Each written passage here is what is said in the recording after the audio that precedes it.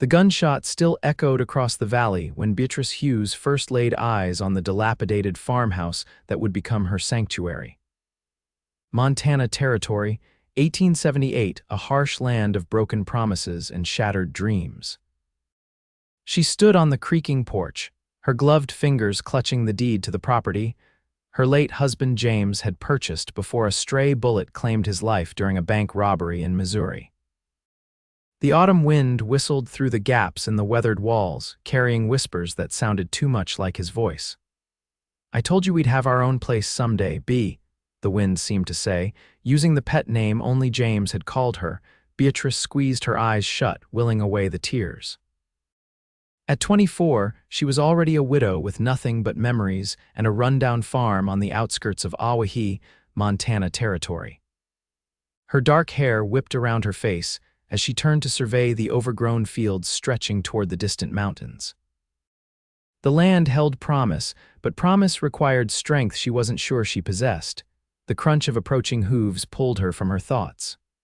A lone rider appeared on the horizon, gradually taking shape as he approached. Tall and broad-shouldered, he sat easy in the saddle, like a man who'd spent his life on horseback. His face was partially obscured by the brim of his hat, but Beatrice could make out a strong jaw covered with several days' worth of stubble. He reined his horse to a stop a respectful distance from the house. "Madam," he called, touching the brim of his hat, "didn't mean to startle you. Name's Zachary Dawson. Folks around here call me Zach. I own the neighboring ranch to the west." Beatrice straightened her spine. "Beatrice Hughes." "I've just arrived from Missouri." The man Zachary dismounted with fluid grace. His horse, a magnificent chestnut stallion, stood patiently as he approached on foot. Up close, Beatrice could see his eyes were a striking blue against his sun-browned skin. "Hughes," he repeated, recognition dawning. "You must be James Hughes' widow. I heard he'd bought this place." "News travels fast," Beatrice remarked. "Not much happens in these parts that people don't talk about." He glanced at the dilapidated farmhouse. "I'm sorry about your husband, Mrs. Hughes." "And I'm sorry you've come all this way to find the place in such a state." Beatrice swallowed hard. "It's nothing a little hard work can't fix." Zachary's expression remained neutral, but Beatrice detected a hint of doubt in his eyes. "That's a generous assessment." "Old man Jenkins let this place fall apart before he sold it. Been empty for nearly a year." "Then I suppose it's fortunate I'm not afraid of hard work, Mr. Dawson." A ghost of a smile touched his lips. "Never suggested you were, madam, but even the hardest worker needs help sometimes." He gestured to the fields beyond. "Winter will be here before long. That land needs to be cleared and prepared if you're planning to plant come spring." "I'll manage," Beatrice said, more sharply than she intended. Zachary nodded, seemingly unfazed by her tone. "Of course. Just thought I'd offer my assistance, being neighbors and all." He turned to leave, then paused. "The roof's got a bad leak on the north side. You'll want to patch that before the first snow." Beatrice stared after him as he mounted his horse. "Why are you helping me, Mr. Dawson?"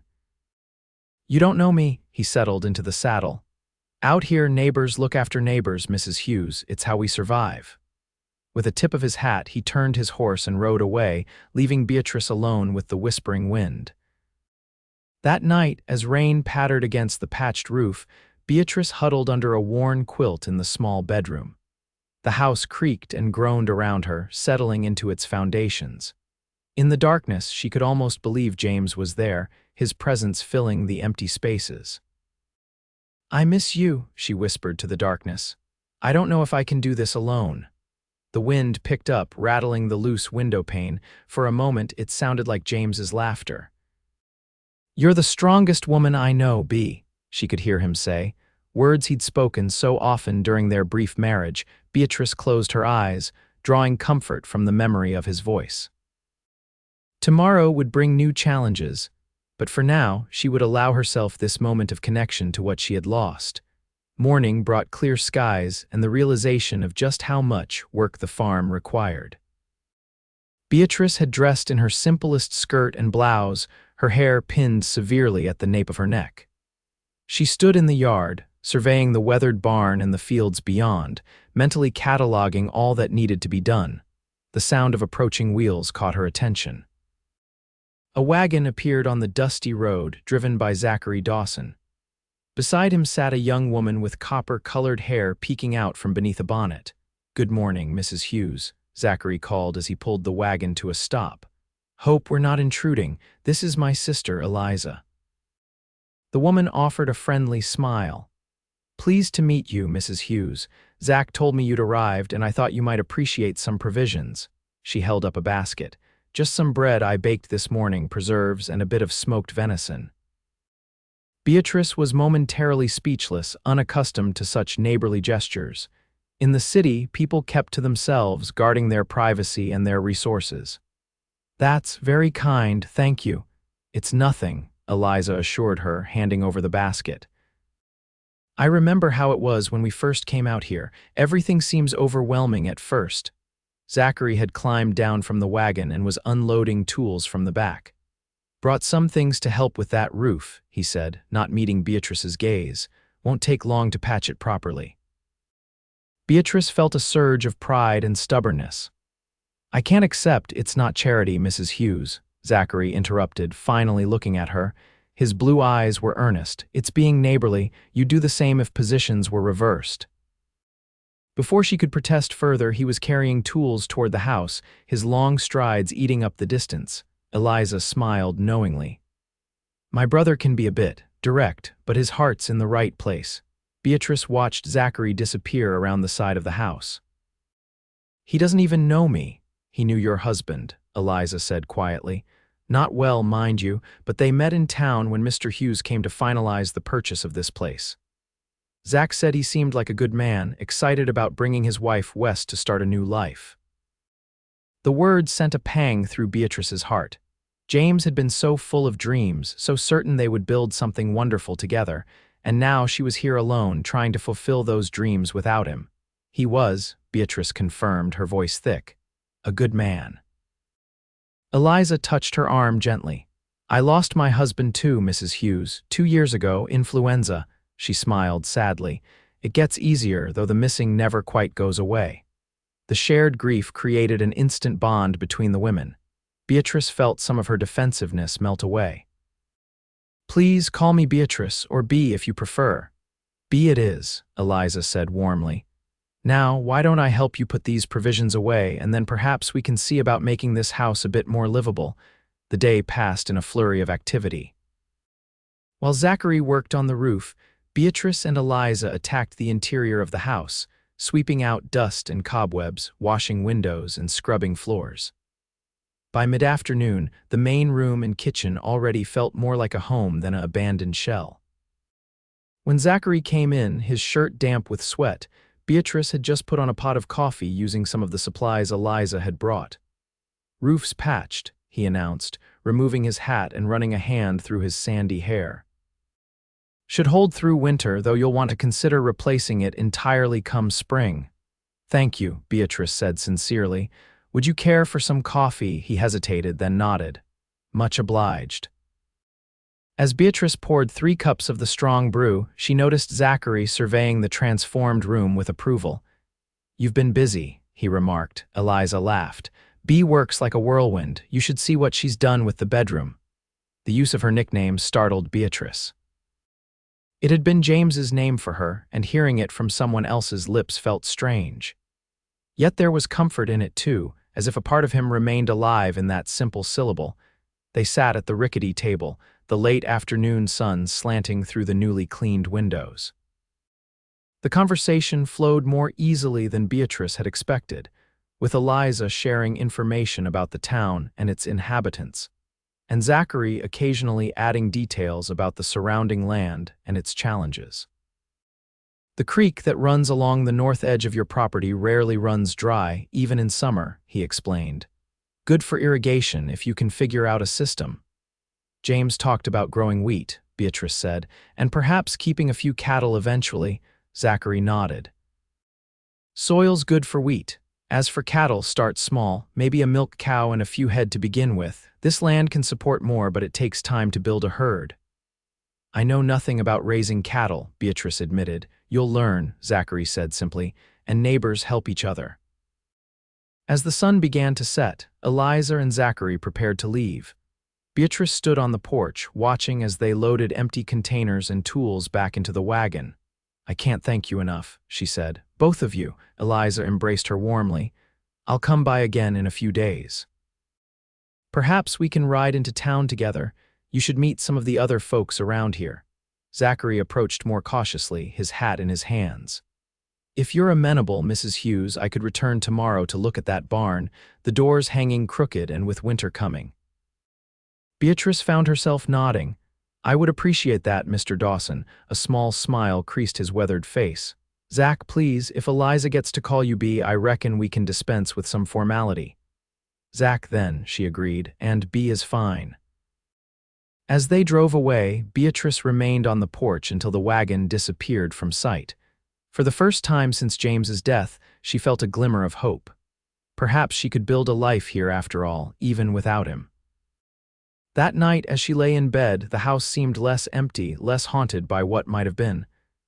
"I met the neighbors today," she whispered into the darkness, continuing her one-sided conversations with James. "I think you would have liked them." The wind had died down, but in the quiet she could almost hear his response. "See, I told you this was the place for us, B," she smiled, tears gathering in her eyes. "I miss you. I still hear your voice sometimes when the wind blows just right." Sleep claimed her eventually, and her dreams were filled with wheat fields swaying in the summer breeze, and the sound of James's laughter carried on the wind. True to his word, Zachary returned the next day, tools in hand. Beatrice had risen early, determined to make progress on clearing some of the overgrown garden plot behind the house. She was already sweating in the morning sun, her sleeves rolled up and a scarf tied around her hair when he rode up. "Good morning," he called, dismounting with ease. "I see you're already hard at work." Beatrice straightened, pushing a loose strand of hair from her face. "No sense in wasting daylight." Zachary's eyes crinkled at the corners when he smiled. "A woman after my own mind," he gestured toward the barn. "I'll get started on that door if you'd like to continue with your garden." They worked in companionable silence for a time, each focused on their respective tasks. Occasionally, Beatrice would glance toward the barn, catching glimpses of Zachary as he worked. There was something reassuring about his presence, solid and dependable. Around midday, Beatrice set aside her tools and went inside to prepare a simple meal. When she called Zachary to come eat, he appeared at the door, hat in hand, looking uncertain. "No need to feed me, B." "I brought some jerky." "Nonsense," she replied, setting plates on the table. "It's just some beans and cornbread, but it's hot and there's plenty." He washed up at the basin by the door before joining her at the table. His hands, she noticed, were large and calloused, the hands of a man accustomed to hard work. "How long have you been in Awahi?" she asked as they ate. "Going on 5 years now. Came west from Pennsylvania after the war, wanted a fresh start somewhere with more sky than buildings." He took a bite of cornbread. "Eliza joined me 3 years ago after her husband passed." "The war," Beatrice echoed. "You fought." A shadow crossed his face. "Union cavalry, saw things no man should see." He focused intently on his plate. "Came west to leave those memories behind." Beatrice understood the desire to escape painful memories. "James and I married just after the war ended. His father owned a small mercantile in Springfield, Missouri. James worked there until—" She trailed off, the familiar ache of loss tightening her chest. "Until he decided to come west," Zachary finished gently. Beatrice nodded. "He had such dreams for this place, said a man could breathe out here away from the crowded city streets. He wasn't wrong about that." Zachary's gaze met hers across the table, understanding in his blue eyes. "There's a freedom here you can't find back east." After the meal, they returned to their work, but something had shifted between them. The silence was now punctuated by occasional conversation, questions about the property or stories about life in Awahi.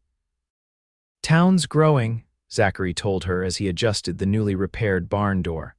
"Got a proper school now, and the mercantile stocks almost anything you'd need. Doctor visits once a month from Helena unless there's an emergency." "And the people?" Beatrice asked, curious about the community she was joining. "Good folk, mostly. Sheriff Tompkins keeps order well enough. The widow Parker runs the boarding house, best pies you'll ever taste." The Millers own the mercantile, fair prices, honest weights. He paused. Like anywhere, we've got our share of troublemakers, but they generally steer clear of decent folk. By late afternoon, the barn door was hanging properly, and Zachary had reinforced several weakened roof beams. Beatrice had cleared a substantial portion of the garden and discovered, to her delight, that some perennial herbs had survived the neglect. "Looks like whoever lived here before kept a good herb garden," she called to Zachary, who was examining the well pump. "There's thyme and sage growing wild here, and I think that might be mint over by the fence." He joined her, crouching down to examine the plants. Old man Jenkins' wife was known for her remedies. Folks would come from miles around when they were ailing. She passed 3 years back. That's when he started letting the place go. Their hands were inches apart in the soil, and Beatrice was suddenly aware of his proximity, the clean scent of him mingling with the earthy smells of the garden. She withdrew her hand quickly, standing up and brushing dirt from her skirt. "I should get supper started," she said, flustered by her reaction. "It's getting late." Zachary rose more slowly, his expression unreadable. "I should be heading back, got chores waiting at my own place." Beatrice walked him to his horse, watching as he secured his tools. "Thank you again." "For everything." He mounted up, settling his hat firmly on his head. "I'll be back tomorrow if that's all right. That pump needs work, and there's still plenty to do before winter sets in." "You don't have to, I know I don't," he interrupted gently, "but I'd like to help if you'll let me." Beatrice hesitated, then nodded. "I'd be grateful." As she watched him ride away, she felt a confused tangle of emotions. Gratitude, certainly, relief at not facing everything alone, but there was something else too, a fluttering awareness she hadn't felt since James first courted her. The realization troubled her. James had been gone less than 6 months. It seemed disloyal to notice another man's blue eyes or the strength of his hands. That evening, as darkness settled over the farm, Beatrice sat on the porch, wrapped in a shawl against the cooling air. The stars emerged one by one, brilliant in the clear Montana sky. "The stars are so bright here, James," she whispered, "just like you said they would be." A breeze rustled the tall grass, bringing with it the scent of sage and pine. In the gentle sound, she could almost hear his reply. "Every promise I made will come true, Bea, you'll see." Tears slipped down her cheeks. "But you promised we'd see them together." The wind died down, offering no response, and Beatrice felt the weight of her solitude press down upon her. The days fell into a pattern. Zachary would arrive early, work on whatever repairs were most urgent, and share the midday meal with Beatrice before returning to his own ranch. Sometimes Eliza would come too, bringing fresh bread or preserves and lively conversation. Through their stories, Beatrice began to form a picture of life in Awahi. She learned about the annual Harvest Festival, the Christmas pageant at the small church, and the 4th of July celebrations complete with fireworks ordered all the way from San Francisco. A week after her arrival, Eliza convinced Beatrice to accompany her into town. Zachary drove the wagon, sitting tall and straight on the bench seat while the women sat behind. Awahi was larger than Beatrice had expected, with a main street boasting a dozen businesses, including the mercantile, a bank, a small hotel, and several saloons. People moved purposefully along the boardwalks, nodding greetings to one another. Several stopped to stare curiously at Beatrice. "Word's gotten around that the Hughes place has a new occupant," Eliza explained as they pulled up in front of the mercantile. "Everyone will want to meet you." The next hour was a whirlwind of introductions. Beatrice met the Millers, who owned the mercantile, Sheriff Tompkins, a gruff man with kind eyes, Widow Parker, who immediately invited Beatrice to Sunday dinner, and a host of others whose names blurred together. Through it all, Zachary remained nearby, a steady presence that Beatrice found herself increasingly grateful for. When the questions became too personal or the sympathy for her widowhood too effusive, he would deftly change the subject or suggest they move along to the next errand. "You handled that well," he said quietly as they left the mercantile, arms laden with supplies. Beatrice smiled ruefully. "I felt like a curiosity on display, the widow from back east trying to make it on her own." "They mean well," Zachary assured her. And their interest will fade once you're no longer the newest arrival. As they loaded their purchases into the wagon, a commotion further down the street caught their attention. A group of men had emerged from one of the saloons, laughing loudly. One, taller than the rest and dressed in an ostentatious frock coat, spotted their wagon and changed direction, heading straight for them. Zachary's posture stiffened. "Victor Holloway," he muttered, "owns the largest cattle operation in the territory. Thinks that entitles him to whatever he wants." Holloway sauntered up to them, his gaze fixed on Beatrice. He was handsome in a polished way, with dark hair and a neatly trimmed mustache, but there was something cold in his eyes that made Beatrice uneasy. "Well, well," he drawled, "you must be the widow who's taken over old Jenkins' place." He removed his hat with a flourish. "Victor Holloway, at your service, madam. Beatrice Hughes," she replied, keeping her tone polite but distant. "Mrs. Hughes," Holloway corrected himself, his smile not reaching his eyes. "I've been meaning to ride out and introduce myself." "Your property borders my northern pastures." "Does it?" Beatrice glanced at Zachary, whose jaw was set in a hard line. "Indeed." Holloway replaced his hat. "In fact, I'd be interested in purchasing your land if you're of a mind to sell." "Can't imagine a woman alone would want to bother with farming in this harsh country." Beatrice drew herself up to her full height, indignation replacing her initial unease. "My husband chose that land specifically, Mr. Holloway. I have no intention of selling." Holloway's smile tightened. "Perhaps you'll reconsider once winter sets in. It can be challenging for those not accustomed to our ways." "Mrs. Hughes has neighbors to help her," Zachary interjected, stepping slightly in front of Beatrice. "She'll manage fine." Holloway's gaze shifted to Zachary, contempt evident in his expression. "Ah, Dawson, always the gallant protector."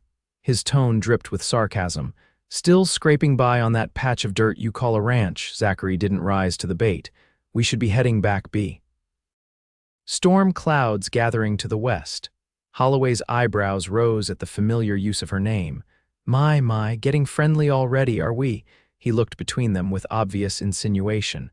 "Perhaps I misunderstood the situation." Before either could respond, Eliza approached, having completed her final errand. "Everything's loaded," she announced, eyeing Holloway with barely concealed dislike.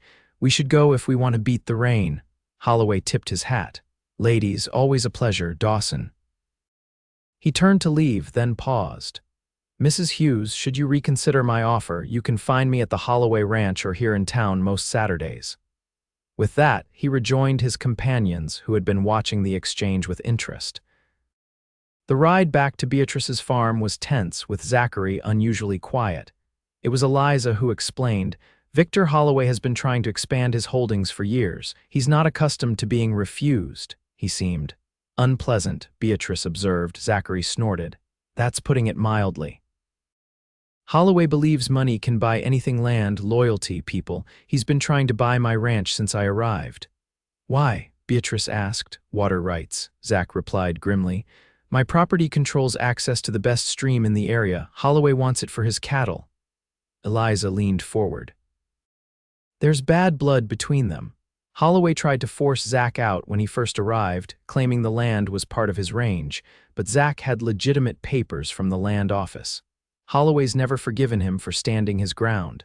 Beatrice considered this information. "And now my property is between yours and his."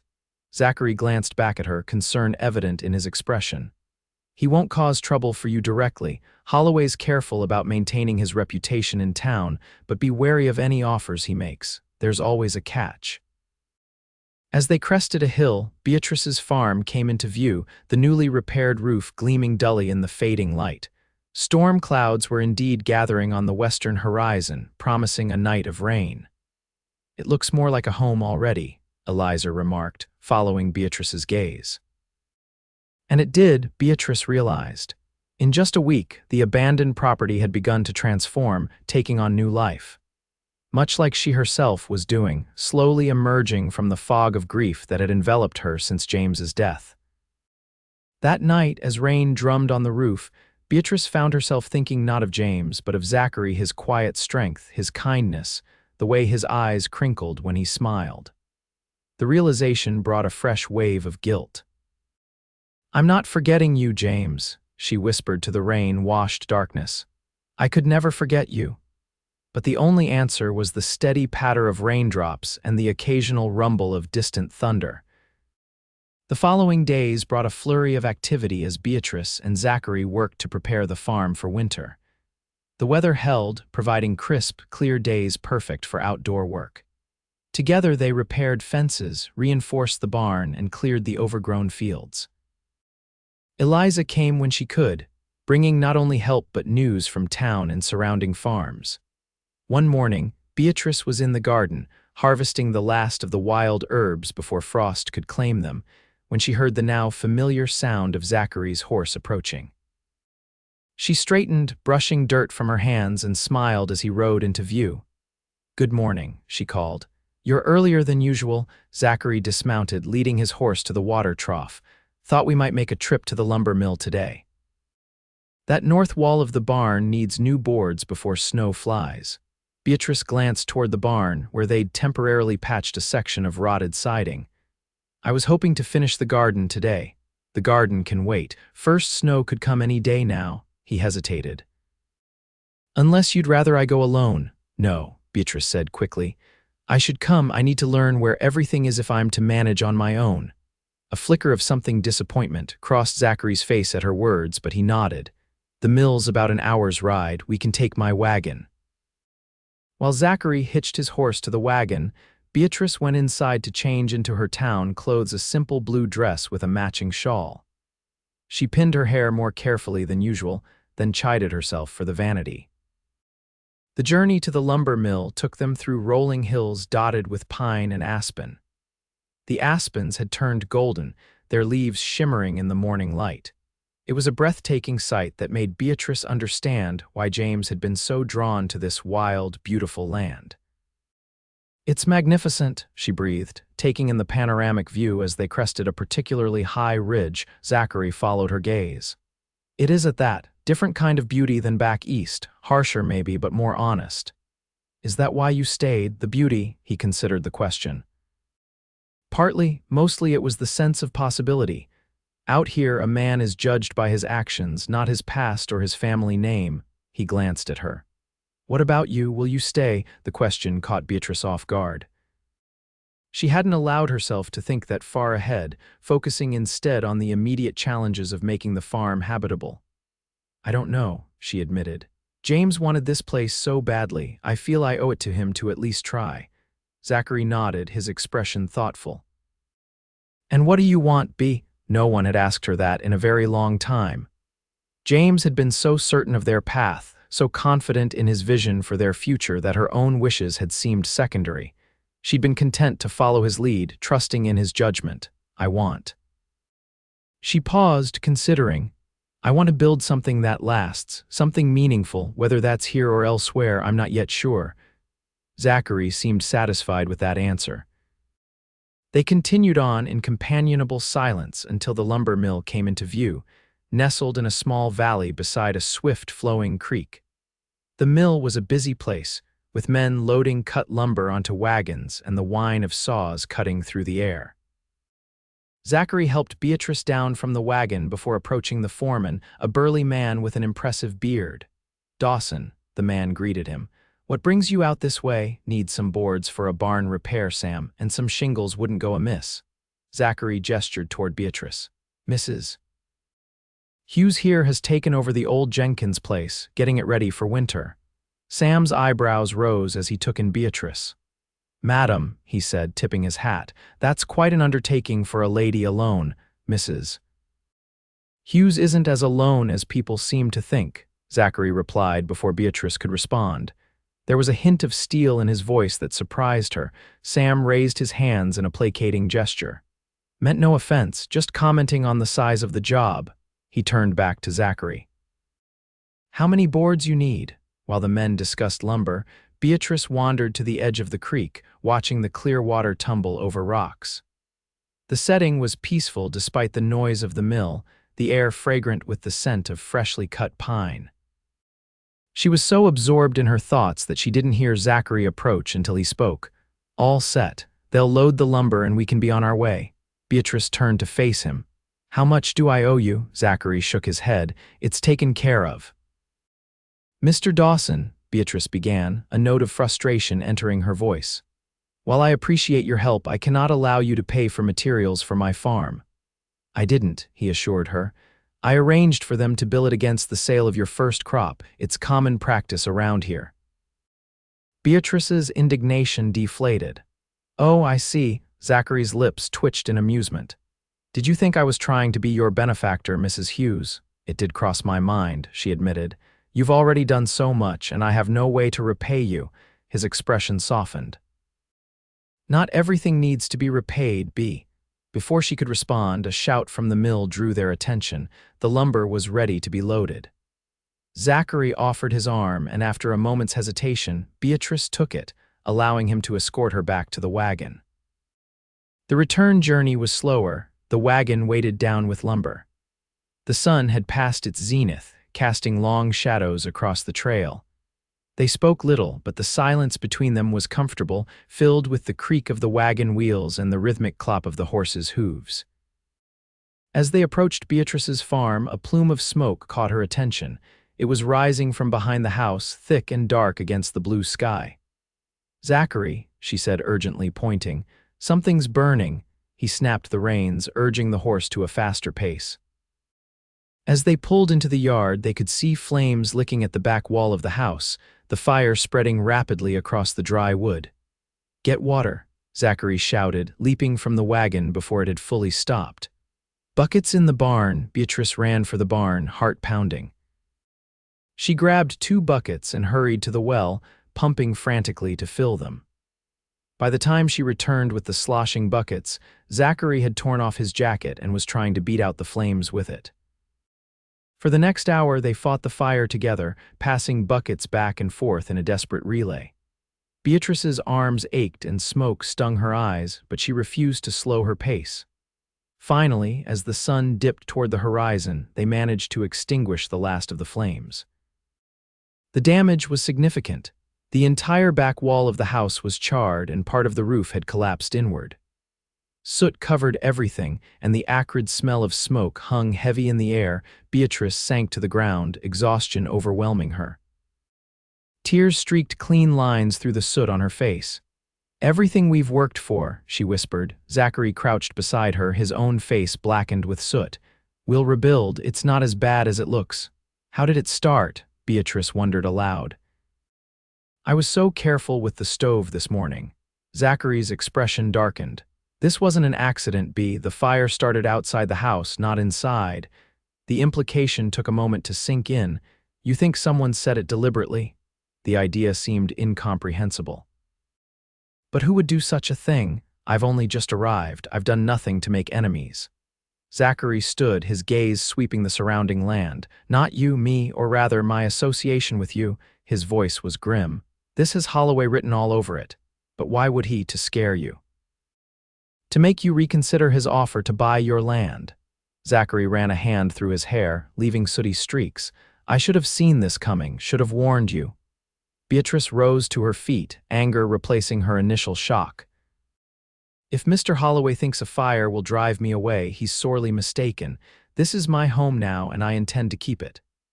Zachary looked at her with a mixture of admiration and concern. "You're braver than most men I know, B. Hughes, but Holloway is dangerous. He won't stop with one warning." "Then we'll be ready for him," Beatrice declared, though her voice trembled slightly. "I won't be intimidated." As darkness fell, they assessed the damage more thoroughly. The kitchen and back bedroom were destroyed, but the main room and front bedroom remained largely intact, though smoke damaged. "You can't stay here tonight," Zachary said firmly. "The structure may not be stable and the smoke." He hesitated. "You should come back to my ranch. Eliza will be glad for the company and we have plenty of room." Beatrice hesitated, conscious of propriety, but the practicality of the situation won out. "Just for tonight," she agreed, "and tomorrow we begin repairs." They salvaged what they could: clothes, a few books, the family Bible that had somehow escaped the worst of the smoke damage. As they loaded these meager possessions into the wagon, Beatrice paused, looking back at the damaged house silhouetted against the night sky. "James and I were going to build a life here," she said softly. "Have children, grow old together." Zachary stood beside her, his presence solid and reassuring. "You can still have that life, Bea, different than you planned, perhaps, but no less worth living." She turned to look at him, really look at him in the silvery moonlight.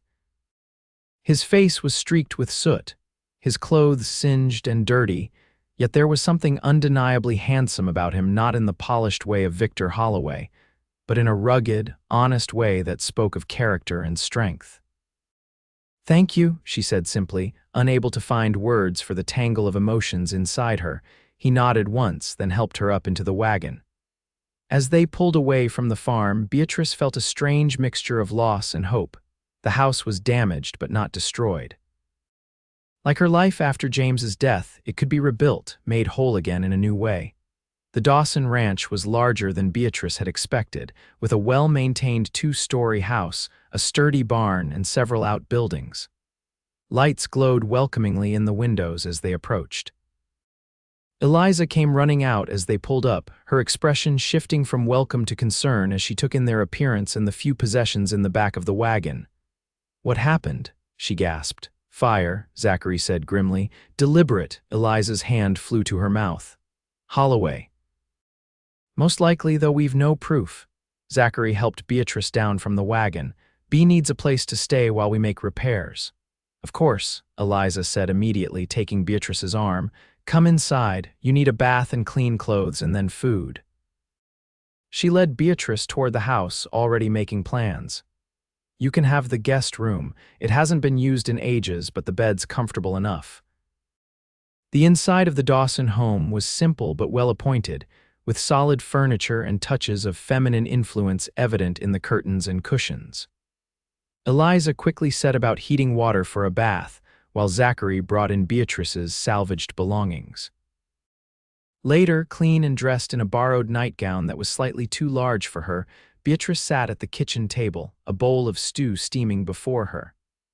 Zachary had gone to tend to the horses, leaving her alone with Eliza. "I'm sorry to impose," Beatrice began. Eliza waved away her apology. "Nonsense. What are neighbors for if not to help in times of trouble?" She sat down across from Beatrice, her expression serious. "But Bea, you should know, if Holloway is behind this, things may get worse before they get better." Beatrice set down her spoon. Zachary said something similar. "But why would a man I've barely met go to such lengths?" "It's not about you, not really," Eliza explained. "It's about control. Holloway sees himself as the king of this valley. Anyone who defies him becomes a threat to his authority." She hesitated. "And then there's Zachary." "What about him?" Eliza sighed. "Holloway has had a vendetta against my brother since he arrived and refused to sell his land. The fact that Zach has been helping you. Holloway would see that as Zach extending his influence, challenging Holloway's dominance." "That's absurd," Beatrice protested. "Zachary has been nothing but neighborly." A knowing smile touched Eliza's lips. "Is that all it is? Neighborliness?" Beatrice felt heat rise to her cheeks. "Of course, what else would it be?" Eliza's smile widened. "I've known my brother all his life, Bea. I've never seen him take such an interest in a neighbor before." Before Beatrice could formulate a response, the back door opened and Zachary entered, bringing with him a gust of cool night air. He had cleaned up, his hair damp and his face scrubbed free of soot, though his clothes still bore traces of smoke. "Horses are settled," he announced, pouring himself a cup of coffee from the pot on the stove. "How are you feeling, Bea?" "Better," she admitted. "Though worried about what comes next." Zachary sat at the table, his expression serious. "Tomorrow we'll go back and assess the damage in daylight, then we'll make a plan for repairs." He took a sip of coffee. "I've sent word to Sheriff Tompkins about the fire. He'll ride out in the morning to take a look." "Do you think he'll be able to prove Holloway was behind it?" Beatrice asked. Zachary's mouth tightened. "Unlikely. Holloway's careful about leaving evidence and he has men willing to do his dirty work." He met her gaze directly. "But I want it on record that we suspect arson. It might make Holloway think twice before trying anything else." "And if it doesn't?" The question hung in the air, heavy with implications. Then we deal with whatever comes, Zachary replied simply. Together. That night, lying in the unfamiliar bed in the Dawsons' guest room, Beatrice found it difficult to sleep despite her exhaustion. The events of the day replayed in her mind: the fire, the frantic fight to save her home, the quiet strength Zachary had shown throughout. And now here she was under his roof, wearing his sister's nightgown, feeling more confused than ever about her own emotions. It had been only 6 months since James's death, yet already she was beginning to feel the stirrings of something for another man. Is it disloyal, James? She whispered into the darkness. To feel this way so soon, for once she couldn't imagine his response. The James she had known would want her happiness above all else, but would he understand this particular path to finding it? Sleep eventually claimed her, bringing dreams of fire and fear, but also of strong hands pulling her to safety and blue eyes that promised protection.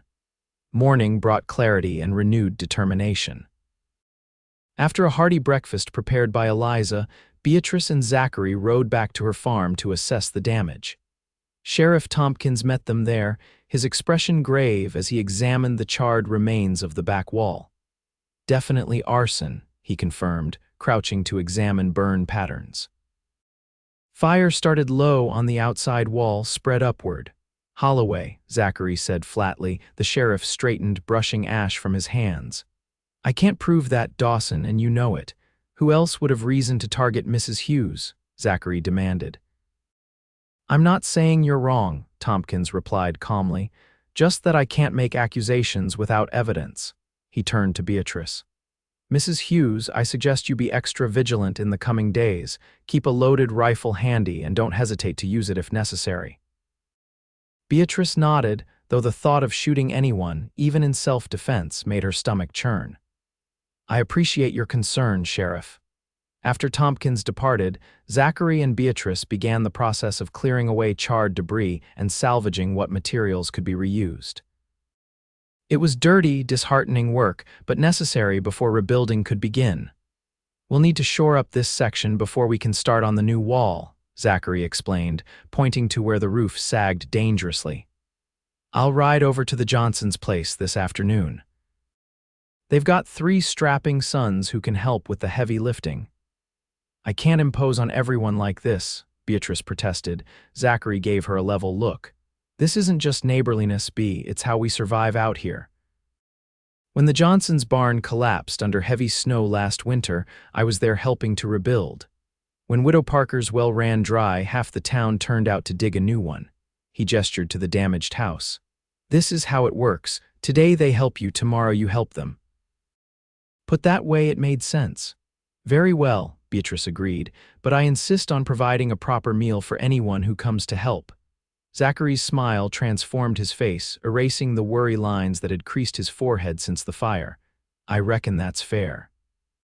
True to his word, by late afternoon the Johnson family had arrived, father, mother, and 3 sons ranging from 16 to 21. They came with tools and willing hands, immediately setting to work alongside Zachary to stabilize the damaged section of the house. Mrs. Johnson, a robust woman with a no-nonsense attitude, joined Beatrice in setting up an outdoor cooking area since the kitchen was unusable. Other neighbors arrived as the day progressed, bringing food, tools, or simply offering their labor. By sundown, the dangerous sections had been stabilized, and plans were in place for rebuilding the kitchen and back bedroom. The immediate crisis had passed, though much work remained. As the neighbors departed with promises to return the following day, Beatrice found herself overcome with emotion. I don't know how to thank everyone, she said to Zachary as they watched the last wagon disappear down the road. You already have, he replied. You're becoming part of the community. That's thanks enough for most folks around here. They stood in comfortable silence for a moment, watching as the first stars appeared in the deepening twilight. The air had grown cooler, prompting Beatrice to draw her shawl more tightly around her shoulders. You should come back to the ranch again tonight, Zachary said, his tone carefully neutral. The house isn't safe yet, Beatrice hesitated. She had already imposed on the Dawsons' hospitality for one night. To accept another seemed presumptuous. Yet the alternative, sleeping in the barn or trying to make do in the damaged house, was hardly appealing. "If you're certain it's no trouble," she said finally. "No trouble at all," he assured her. "Eliza enjoys the company." The ride back to the Dawson ranch was quiet, both of them lost in thought after the long day's work. As they crested the final hill before the ranch came into view, Zachary suddenly reined his horse to a stop, frowning. "Something's wrong," he said, his voice tight. "There should be lights in the windows by now." Beatrice peered through the gathering darkness. The ranch house was indeed dark, showing no sign of the welcoming glow that had greeted them the previous night. Perhaps Eliza went to visit a neighbor. Beatrice suggested, though a sense of unease began to creep over her. "Without leaving a lamp lit." Zachary shook his head. "Not likely." He urged his horse forward, moving more cautiously now. "Stay close." As they approached the house, the silence was broken only by the sound of their horses' hooves and the distant call of a nighthawk. No smoke rose from the chimney, no light spilled from the windows. The place had an abandoned feel that raised the hair on the back of Beatrice's neck. Zachary dismounted in front of the house, motioning for Beatrice to stay on her horse. He drew his revolver, moving silently up the porch steps and testing the front door. It swung open easily. "Eliza," he called, his voice echoing in the darkness. "Eliza, are you here?" No response came. Zachary disappeared into the house, leaving Beatrice alone in the yard, her heart pounding with growing fear. A moment later, a lamp flared to life inside, casting golden light through the open doorway. "B," Zachary called, his voice tight with controlled anger. "You should come see this." Beatrice dismounted and hurried up the steps, entering the house with trepidation. Zachary stood in the main room, the lamp held high, illuminating a scene of deliberate destruction. Furniture had been overturned, cushions slashed open with feathers scattered across the floor. On the wall, written in what looked sickeningly like blood but was more likely red paint, were the words, "Next time it's not just property." "Eliza," Beatrice gasped. "Is she gone?" Zachary confirmed grimly. "But not hurt, I think. There's no evidence of violence." He pointed to a piece of paper on the mantelpiece. "And there's this." Beatrice took the paper with trembling hands. The note was brief and chilling. "Dawson, your sister is safe for now. Her continued well-being depends on you. The widow sells her land to Holloway by week's end, or Eliza joins her husband. Midnight Friday, Coyote Rock. Come alone." "Oh, Zachary," Beatrice breathed, horror washing over her. "This is my fault. If I hadn't known," he interrupted sharply. "This is Holloway's doing, not yours. He's been looking for an excuse to move against me for years." He took the note from her hands, reading it again with narrowed eyes. "Coyote Rock is on the far edge of Holloway's property, isolated, a good place for an ambush." "We must go to the sheriff," Beatrice insisted. Zachary's laugh was bitter. "And tell him what? We have no proof Holloway took Eliza. This note doesn't mention him by name." He crumpled the paper in his fist. "Besides, by the time Tompkins organized a posse, it might be too late for Eliza. Then what do we do?" Beatrice asked, fear making her voice unsteady. Zachary was quiet for a long moment, his expression hardening into resolve. "I'm going after her tonight, alone, but the note said Friday at midnight. That's 2 days from now. Holloway expects me to wait to follow his instructions." Zachary began checking his revolver, making sure it was fully loaded. "That gives me the advantage of surprise." He looked up at Beatrice, his blue eyes intense in the lamplight. "I need you to ride to town, find Sheriff Tompkins. Tell him what's happened, but make sure he understands not to come charging in. If Holloway suspects a trap, he might harm Eliza." "I'm coming with you," Beatrice said firmly. Zachary shook his head. "Too dangerous. Holloway's men won't hesitate to shoot." "This is because of me," Beatrice insisted. "My land, my decision not to sell. I won't hide in town while you and Eliza face the consequences." They stared at each other, neither willing to yield. Finally, Zachary sighed. "You're the most stubborn woman I've ever met, Beatrice Hughes." "So I've been told," she replied, a ghost of a smile touching her lips despite the gravity of the situation. His expression softened momentarily, then returned to grim determination. Very well. But you follow my lead, do exactly as I say. Holloway is dangerous more than you realize. Beatrice nodded, both terrified and oddly exhilarated by the decision. What's the plan? We need to find out where they're holding Eliza first. Holloway's main ranch house is the most likely place he has a cellar that would make a good prison. Zachary moved to a cabinet and removed a second revolver, checking it before handing it to Beatrice. Do you know how to use this? She took the weapon, feeling its weight in her hand. James taught me the basics. I'm not a good shot, but I understand the principle. It's simple enough. Point and pull the trigger, but it's a last resort, understand. Your job is to get Eliza out safely if I create a diversion. And your job is to stay alive, Beatrice countered. I've already lost one man I cared about. I don't intend to lose another. The words hung between them, more revealing than she had intended. Zachary's expression changed, softened, but he only nodded. We leave in an hour. Gather only what you absolutely need. We travel light and fast. They prepared in tense silence, Zachary gathering weapons and supplies while Beatrice changed into more practical clothes, riding pants borrowed from Eliza's closet, and a dark shirt that would blend into the night.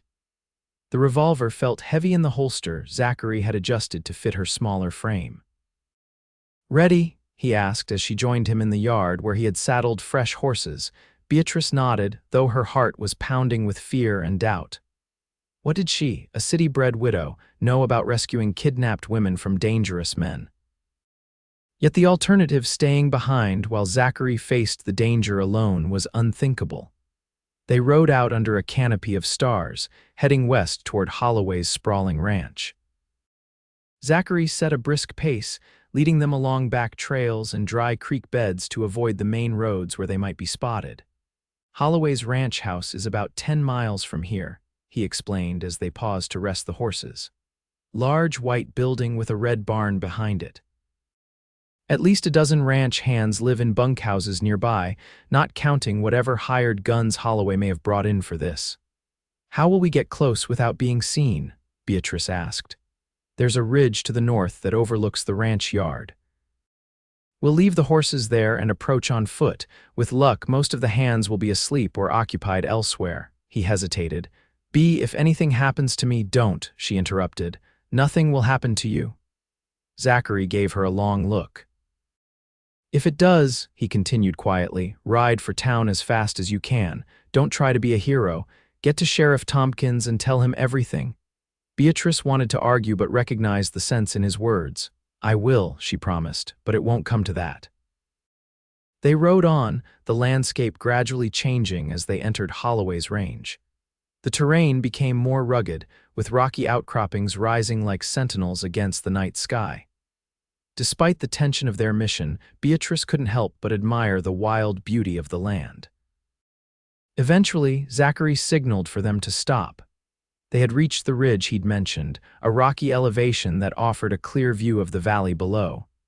In the distance, Beatrice could make out the pale shape of a large house, windows glowing with lamplight despite the late hour.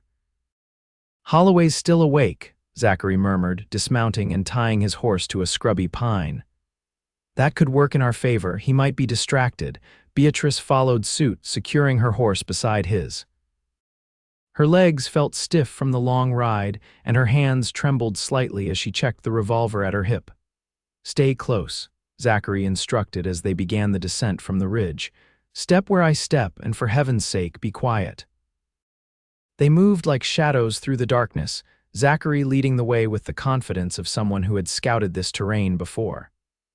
The night was cool, the air crisp with the scent of sage and pine. An owl hooted somewhere nearby, making Beatrice jump. As they drew closer to the ranch buildings, Zachary slowed their pace, choosing each step with care. They paused behind a large boulder, surveying the scene before them. The main house was larger than Beatrice had expected, a two-story structure with a broad porch wrapping around 3 sides. Light spilled from several windows on the ground floor. The barn was indeed painted red, standing some 50 yards behind the house. Between the two buildings were several smaller structures, bunkhouses, storerooms, a smokehouse. 2 men stood on the porch of the main house, rifles cradled in their arms. Another pair patrolled the area between the house and barn, moving in a regular pattern that suggested they were guards rather than ordinary ranch hands. "More security than usual," Zachary whispered. "Holloway's expecting trouble." "Where would they be keeping Eliza?" Beatrice asked, her voice barely audible. Zachary studied the buildings, his expression thoughtful. "Not the main house. Too obvious and too many people coming and going. The barn, maybe, or—" His gaze fixed on a small structure set apart from the others near the corral. "The tack room. It has a sturdy door and no windows, perfect for holding someone against their will." Beatrice followed his gaze. The building in question was dark, but one of the patrolling guards passed close to it every few minutes, suggesting it held something worth protecting. "How do we get there without being seen?" Zachary pointed to a shallow drainage ditch that ran from near their position toward the barn. "That will get us part of the way. After that, we'll need to time our moves with the guard's patrol pattern." He squeezed her arm gently. "Stay close to me, and if I tell you to run, you run. Don't look back, don't wait for me. Just get back to the horses and ride for town." Beatrice nodded, though she silently resolved not to leave without him or Eliza. They began their approach, slipping into the drainage ditch and crawling on elbows and knees through the dusty earth. Beatrice's heart pounded so loudly she was sure it would give them away, but the guards continued their patrol, oblivious to the intruders. When they reached the end of the ditch, they were still 30 yards from the tack room, with open ground to cross. Zachary studied the guards' movement, counting silently. "They pass each other right about there," he whispered, pointing to a spot halfway between the barn and the house. "That's when they both have their backs to the tack room for a few seconds. We'll move then." They waited, tense and silent, as the guards made their rounds. When the men reached the designated spot, Zachary hissed, "Now," and they sprinted across the open ground, staying low. They reached the shadow of the tack room just as one guard turned, the moonlight glinting on his rifle barrel. Zachary pressed Beatrice against the wall, shielding her with his body as the guard's gaze swept over the area. For a heart-stopping moment, Beatrice thought they'd been spotted, but the man continued his patrol, moving away from them. "That was close," Zachary breathed, his body still pressed against hers. Beatrice was acutely aware of his proximity, the solid warmth of him, the scent of leather and pine that clung to his clothes. Forcing herself to focus on the task at hand, she whispered, "What now?" Zachary eased away from her, moving toward the door of the tack room. "We find out if Eliza's in there." The door was secured with a heavy padlock. Zachary examined it, then reached into his pocket and withdrew a thin metal tool. "You know how to pick locks," Beatrice whispered, surprised. A hint of a smile touched his lips. "Misspent youth, stand watch while I work on this." Beatrice positioned herself at the corner of the building, keeping an eye on the patrolling guards. They maintained their regular pattern, seemingly unaware of the intruders. Inside the main house, shadows moved across the lighted windows, suggesting a meeting of some kind was taking place. Behind her, she heard the soft click of the lock yielding to Zachary's efforts. "Got it," he murmured. "Stay here, I'll check inside first." He eased the door open just enough to slip through, closing it behind him. Beatrice waited, tense and alert, watching the guards and counting the seconds in her head. What if Eliza wasn't there? What if it was a trap? The door opened again, and Zachary emerged with a figure leaning heavily against him. Eliza's hands were bound in front of her, and a cloth had been tied around her mouth.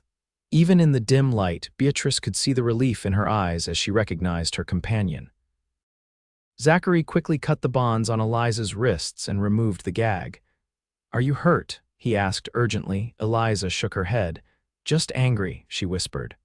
"Holloway's men grabbed me from the garden. They said they'd kill me if you didn't convince Mrs. Hughes to sell her land." "We need to get you out of here," Zachary said, peering around the corner of the building. "The guards are about to cross paths again. When they do, we run for the drainage ditch. Once there, we'll make our way back to the ridge where the horses are waiting." Beatrice took Eliza's hand, squeezing it reassuringly. "We'll get you home safely." The guards reached their crossing point, and Zachary signaled. The three of them darted from the shadow of the tack room, running low across the open ground toward the drainage ditch. They were halfway there when a shout rang out. Intruders! By the tack room, gunfire erupted, bullets kicking up dust at their feet. Zachary pushed both women ahead of him. Run, don't stop until you reach the ditch. They sprinted the remaining distance, diving into the shallow trench as bullets whistled overhead. More shouts came from the direction of the house, and lanterns bobbed as men ran toward the disturbance. Move, stay low, Zachary urged, pushing them along the ditch. Eliza was breathing hard, stumbling in the darkness, but she kept moving, Beatrice's hand firmly clasped in hers. They had nearly reached the end of the ditch when a figure loomed above them, silhouetted against the night sky. "Hold it right there," a gruff voice commanded. The man leveled a rifle at them. Without hesitation, Beatrice drew her revolver and fired. The shot went wild, but it startled the man enough that Zachary was able to tackle him, sending both tumbling to the ground in a tangle of limbs. There was a brief, violent struggle, ending with a dull thud and the man going limp. Zachary rose, breathing hard. "He's just unconscious," he assured Beatrice, who was staring in horror at the still form. "Come on, we need to keep moving." They abandoned the ditch, running at a crouch toward the ridge where they'd left the horses. Behind them, the ranch was in chaos, men shouting and lanterns moving in erratic patterns as they searched for the intruders. The climb up the ridge was agonizing, every step an effort as exhaustion and fear took their toll. Eliza stumbled more than once, but between Beatrice and Zachary, they kept her moving forward. Finally, they reached the horses, still tethered where they'd left them. Zachary helped Eliza mount, then turned to Beatrice. "You did well back there," he said quietly. "Firing that shot probably saved my life." Beatrice was trembling, the reality of what she'd done, what they'd all done sinking in. "Will they come after us? Not tonight. They don't know which direction we've gone, and tracking in the dark is near impossible." He swung up into his saddle. "But Holloway won't let this go. He's been humiliated, his security breached. He'll want revenge." "What will we do?" Eliza asked, her voice steady despite her ordeal. "Head for town," Zachary decided. "It's time Sheriff Tompkins earned his pay. Holloway's gone too far this time. Kidnapping is a federal offense." They rode through the night, taking a circuitous route to avoid potential pursuers. Eliza gradually told them the details of her abduction, how two men had surprised her in the garden, claiming they needed help with an injured comrade. Once they had her isolated, they'd revealed their true purpose and forced her onto a horse. "Holloway wasn't there at first," she explained. "He arrived later, all smiles and false concern, saying it was unfortunate but necessary, that his patience with Zach's interference had run out." Zachary's expression darkened. "Did he mention B specifically?" Eliza nodded. "He said her refusal to sell was an insult he couldn't ignore, especially since it was clearly your influence behind her decision." She glanced at Beatrice. "He seems to think you two are involved." Beatrice felt heat rise to her cheeks, grateful for the darkness that hid her reaction. "That's absurd. We barely know each other." Zachary said nothing, his attention seemingly focused on the trail ahead, but Beatrice thought she detected a slight tension in his shoulders at her words. Dawn was breaking as they rode into Awahi, the streets still quiet in the early morning light.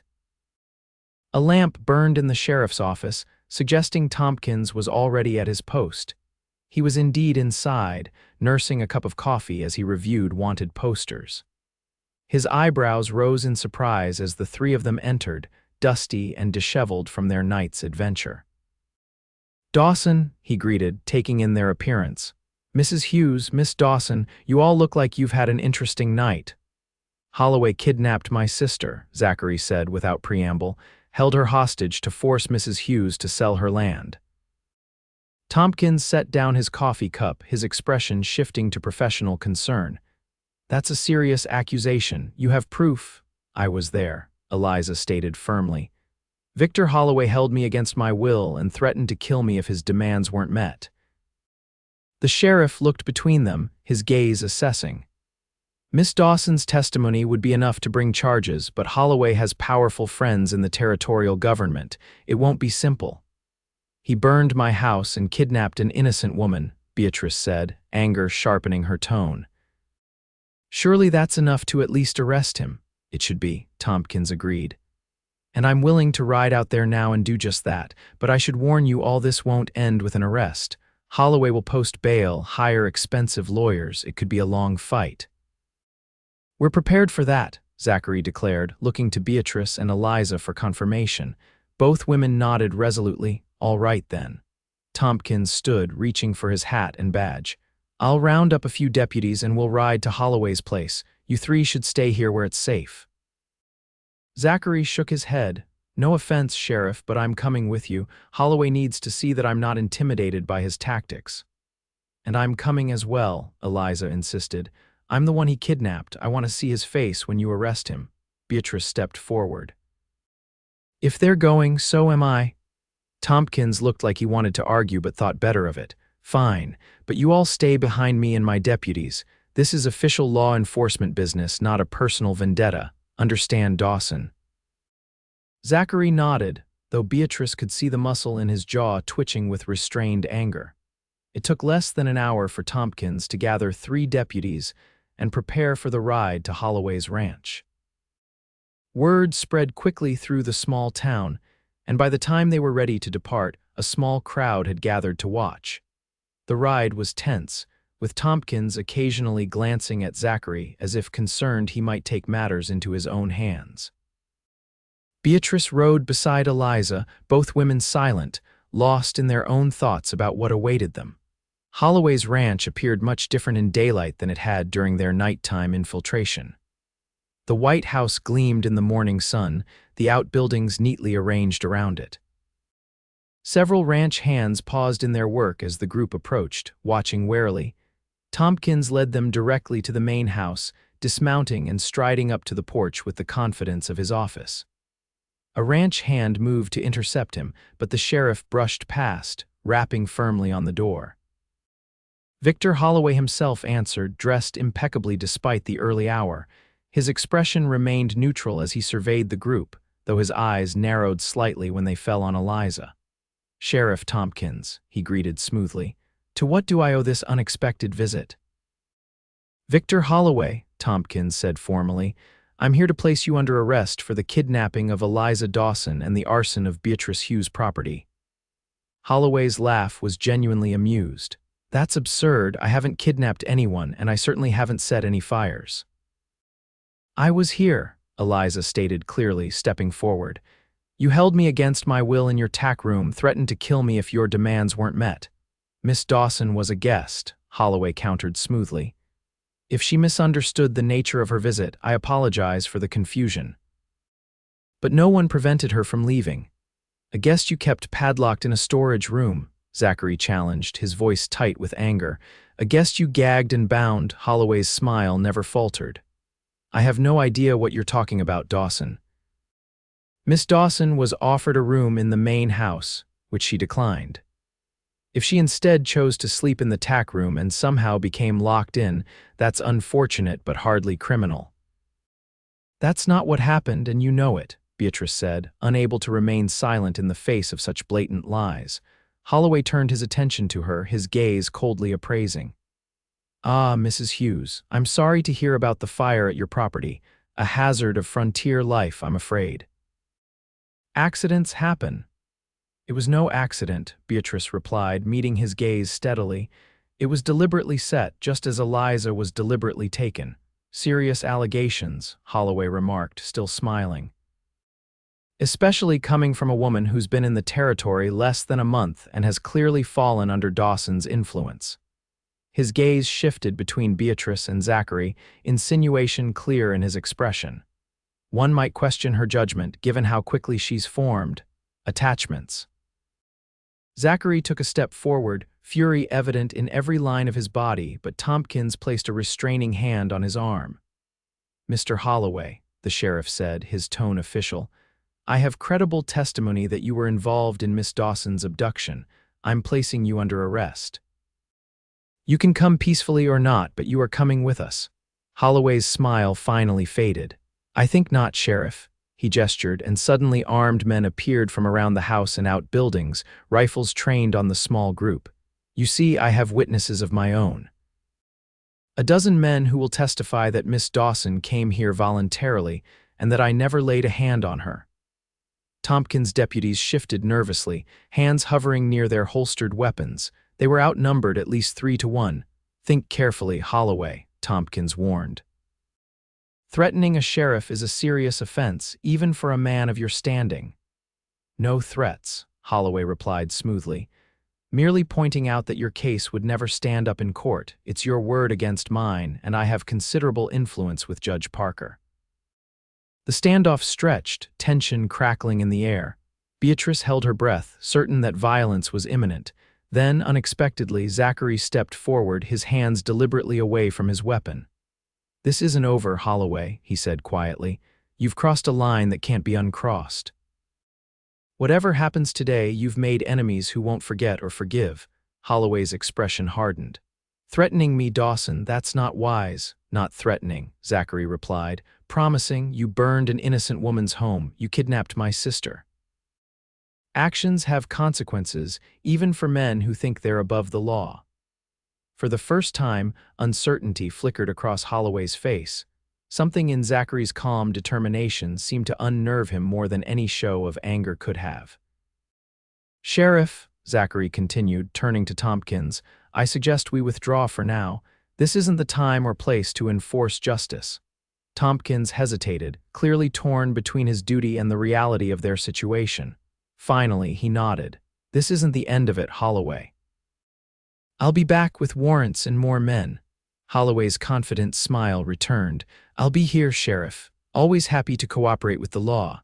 They mounted up and rode away, Holloway's men watching until they were well clear of the ranch boundaries. No one spoke until they were certain they couldn't be overheard. "That was a mistake," one of the deputies muttered. "We should have arrested him, armed men or no, and started a bloodbath." Tompkins shook his head. Holloway was looking for an excuse to eliminate his opponents all at once. "I won't give him that satisfaction." "What now?" Beatrice asked, guiding her horse alongside Zachary's. "He's just going to get away with everything he's done." "No," Zachary said firmly. "He won't, but we need to be smarter than him. Holloway has money and influence, but he's made a critical error." "What's that?" Eliza asked. "He's underestimated what people will do to protect their homes and families." Zachary's expression was resolute.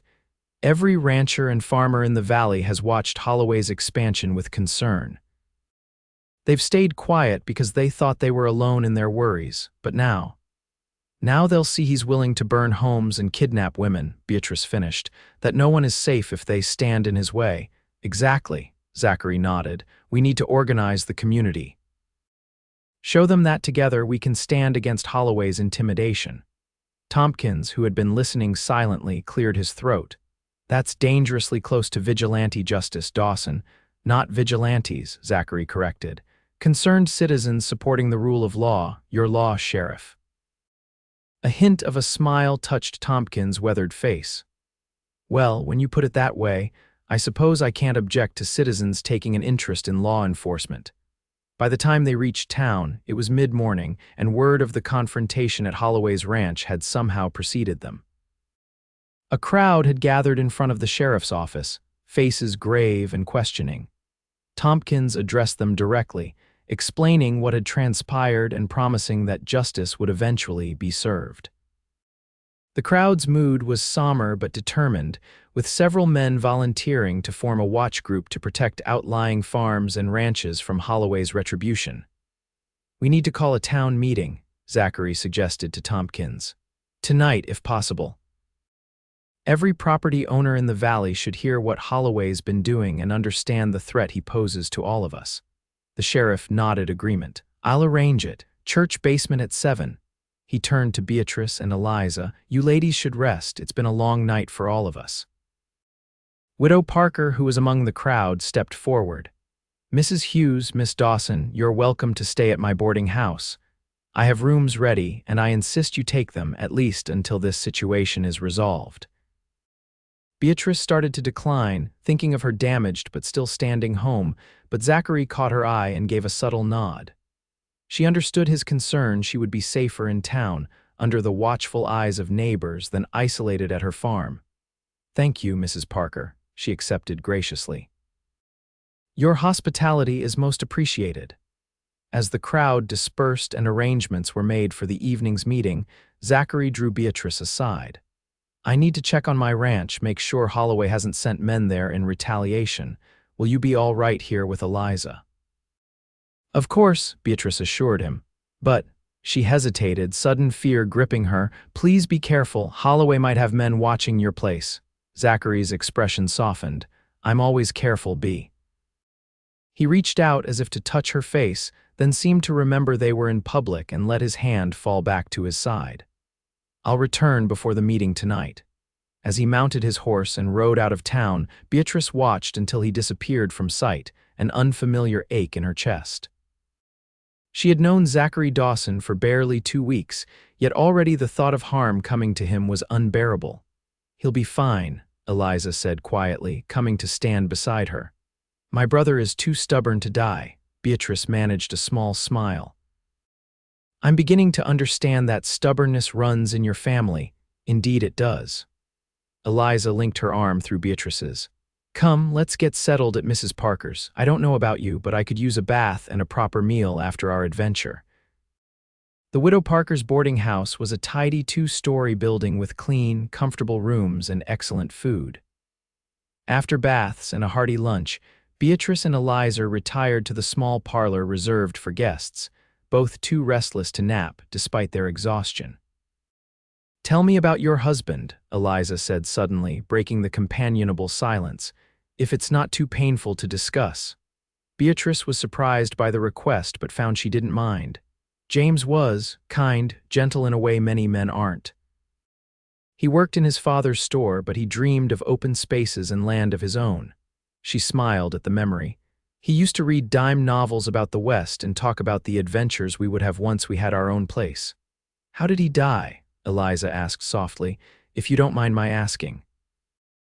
A bank robbery, Beatrice replied, the familiar ache of loss rising in her chest. He was simply in the wrong place at the wrong time, a stray bullet. She trailed off, then continued more steadily. It was quick, they said. He didn't suffer. Eliza reached across and squeezed her hand. I'm sorry. My Thomas died of influenza 3 years ago. It wasn't quick and he did suffer. Her eyes grew distant with memory. Sometimes I think that's harder, watching someone you love fade away day by day, unable to help. Beatrice returned the squeeze. Both ways are hard, just differently so. They sat in silence for a moment, united in their understanding of loss. Then Eliza said, with a hint of mischief in her voice, My brother cares for you, you know. Beatrice felt heat rise to her cheeks. He's been very kind to a neighbor in need, that's all. Eliza laughed softly. Bea, I've known Zachary all my life. He's always been helpful to neighbors, but he doesn't rebuild their homes or rescue them from kidnappers in the middle of the night. Her expression grew serious. And he certainly doesn't look at them the way he looks at you. It's too soon, Beatrice stammered. James has been gone barely 6 months. The heart doesn't always keep time by the calendar, Eliza observed gently, and I suspect James would want you to be happy, not alone. Before Beatrice could formulate a response, a commotion outside drew their attention. They moved to the window in time to see Zachary riding into town, a grim expression on his face. Behind him came a wagon carrying what appeared to be household goods. Something's happened, Eliza said, already moving toward the door. Beatrice followed close behind. They met Zachary on the porch of the boarding house. Up close, Beatrice could see that his clothes were singed and soot streaked his face. Your ranch? Eliza asked, fear in her voice. Zachary nodded grimly. Burned to the ground. I got there just as the last walls were collapsing. Managed to save some things from the storage shed, but the house is gone. Oh, Zachary, Beatrice breathed, horrified. I'm so sorry. This is because of me, because you helped me. He shook his head firmly. No, Bea, this is because of Holloway and his inability to accept that not everyone bows to his will. His blue eyes met hers, intense and unwavering, and I would help you again, even knowing this would be the result. The conviction in his voice silenced any further protests. Eliza moved to inspect the wagon and its salvaged contents, leaving Beatrice and Zachary alone on the porch. What will you do now? Beatrice asked. The same thing you'll do, he replied. Rebuild, start over. A ghost of a smile touched his lips. I'm getting rather good at that.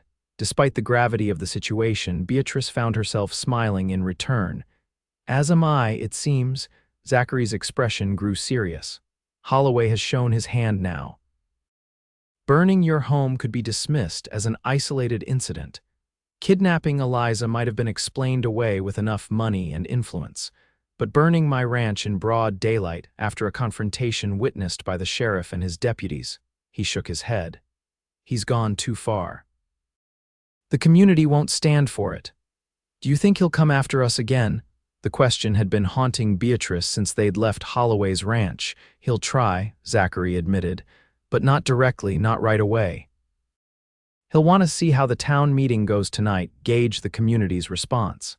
He rubbed a hand over his face, leaving a smeared streak of soot. We should be safe enough for now, especially staying in town. Beatrice reached up impulsively, wiping away the sooty mark with her handkerchief. Zachary went still under her touch, his eyes never leaving her face. You should clean up before the meeting, she said softly, aware of a tension between them that had nothing to do with Holloway or burned ranches. You've soot everywhere. He began, his voice rough with some emotion she couldn't quite name, then he stopped, seeming to struggle for words. Zach, Eliza called from the wagon. Mrs. Parker says you can use the washroom to clean up. She's having a bath prepared now. The moment broken, Zachary stepped back, a rueful smile touching his lips. My sister has impeccable timing, as always. He glanced toward the wagon. I should help with unloading what we salvaged. Go clean up, Beatrice insisted. Eliza and I can manage the wagon. As Zachary disappeared into the boarding house, Eliza approached, a knowing look in her eyes. Did I interrupt something? Beatrice busied herself with examining the contents of the wagon. Nothing of importance. Eliza's laugh was soft. If you say so. She picked up a wooden box. Come on, let's get these things inside before the meeting. I suspect tonight will be eventful. The church basement was packed to capacity that evening, with every landowner and businessperson in the valley in attendance. The mood was somber, but charged with a determination that surprised Beatrice. These were people who had carved lives out of wilderness, who knew the value of what they had built and were prepared to defend it. Sheriff Tompkins called the meeting to order, outlining the events of the past few days in stark, factual terms. When he mentioned the burning of Zachary's ranch, a murmur of outrage rippled through the crowd. Holloway's gone too far this time, called out a weathered farmer near the front. Burning homes, taking women captive, what's next? He's been pushing us all for years, another man added. Buying up land when he can, intimidating those who won't sell. It's time we pushed back. Zachary stood, his presence commanding immediate attention. He had cleaned up, changing into clothes borrowed from one of the town's residents, but there was still an intensity about him that held everyone's focus. Holloway believes his money and connections place him above the law, he began. He believes he can take whatever he wants without consequences. Today it's my ranch and Mrs. Hughes' farm. Tomorrow it could be any of yours. Murmurs of agreement swept through the room. What do you propose, Dawson? Asked the owner of the mercantile. We can't fight him directly. He has too many men, too many guns. Not directly, no, Zachary agreed. But together, we can ensure the law is enforced. Sheriff Tompkins needs witnesses, evidence. If each of us reports what we've seen or experienced threats, intimidation, suspicious accidents, it builds a case too strong for even Judge Parker to ignore. The discussion continued for over an hour, with various community members offering suggestions and sharing their own experiences with Holloway's tactics. A plan began to form. A citizens' committee to gather evidence and testimonies, regular patrols of outlying properties, a system to ensure no one faced Holloway's retribution alone. Throughout the meeting, Beatrice found herself drawing strength from the community's solidarity. These people, many of whom she'd only just met, were rallying not just to support her and Zachary, but to protect the way of life they all valued. As the meeting concluded, Sheriff Tompkins approached Beatrice and Zachary. It's a good start, he said quietly. But Holloway won't take this lying down. He'll retaliate, try to make an example of someone. "We'll be ready," Zachary assured him, "and this time it won't be just the three of us facing him alone." As they left the church, the night air cool and crisp against their faces, Beatrice felt a strange mixture of fear and hope. The danger wasn't over, in fact, it had likely just begun, but they were no longer isolated targets. They had allies, a plan, a community standing with them. "What happens now?" she asked Zachary as they walked back toward the boarding house. "We rebuild," he said simply. "Your place first, since it's less damaged. The committee will organize work parties, it's how things get done out here." He glanced at her. "If you still want to stay, that is." Beatrice considered the question. She could leave, return to Missouri, or try her luck in another territory. No one would blame her, given what had happened. Yet the thought of abandoning what she and James had dreamed of, what she and Zachary had fought for, was unthinkable. "I'm staying," she said firmly. "This is my home now." The smile that spread across Zachary's face was like sunrise breaking over the mountains.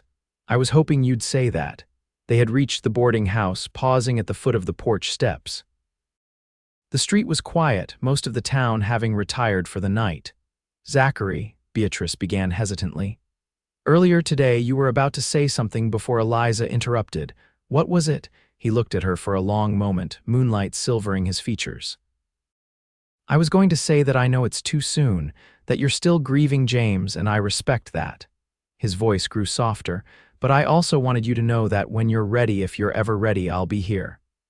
The simple declaration stole Beatrice's breath. "I don't know when that will be," she admitted. "Everything has happened so quickly." "I'm not asking for promises, B."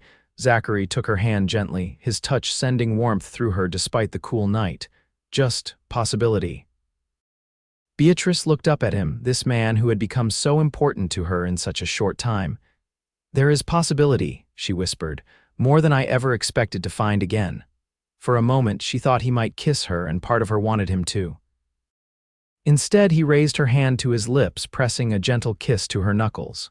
"Good night, Beatrice Hughes. Tomorrow we start rebuilding."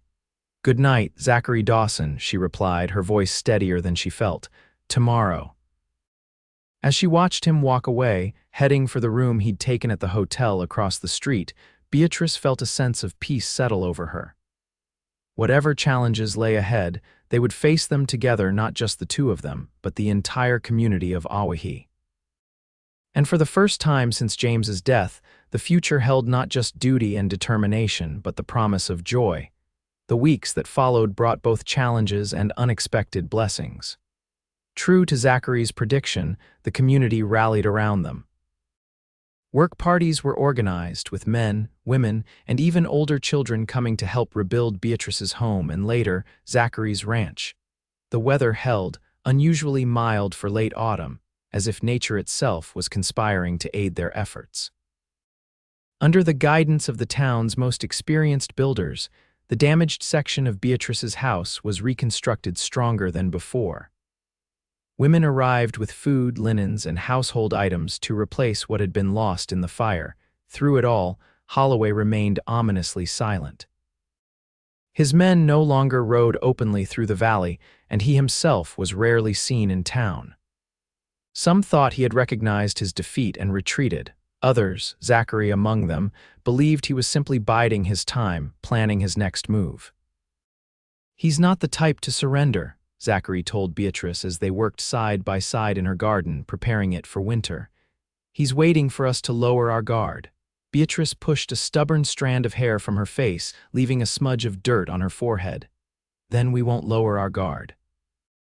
The patrol schedule is working well, and Sheriff Tompkins says he's gathering evidence from all over the territory about Holloway's past misdeeds." Zachary nodded, though concern still creased his brow. "Just promise me you'll stay alert, especially when I'm not around." "I promise," Beatrice assured him, touched by his concern, "though I'm hardly alone these days." It was true since the confrontation with Holloway, she'd had a steady stream of visitors, neighbors just passing by to check on her. Their relationship had evolved in these busy weeks, growing deeper and more comfortable as they worked together toward common goals. Zachary had not pressed for more than friendship, respecting Beatrice's need for time. Yet there were moments, a lingering glance, a touch that lasted just a heartbeat too long that spoke of feelings neither had fully voiced.